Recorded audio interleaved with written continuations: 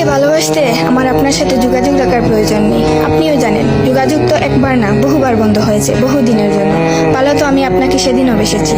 থাক না যোগাযোগ বন্ধ, থাক না কিছু কথা আল্লাহ জানুক, কিছুটা কি বুঝ জানুক, বাকিটা আমি আর আমার নির্গুম রাতের মাঝে সীমাবদ্ধ থাকুক।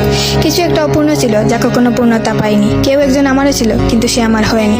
তারপর যাকে বহুবার দেখার পরেও মন ভরে নাই, তাকে আজ বহুদিন দেখি না। তোমাকে আজও পুরোপুরি ভুলে ওঠা হয়নি। তুমি আছো, তুমি রয়ে গেছো। তুমি আমায় ভালোবাসোনি, এটা তোমার ভুল ছিল না। তোমার জায়গা থেকে তুমি সঠিক ছিলে। ভুল ছিল আমার। কেন জানো? বিনা অনুমতিতে তোমাকে ভালোবেসেছি। তোমাকে না জানিয়ে সহস্রাধিক স্বপ্ন বুনেছি।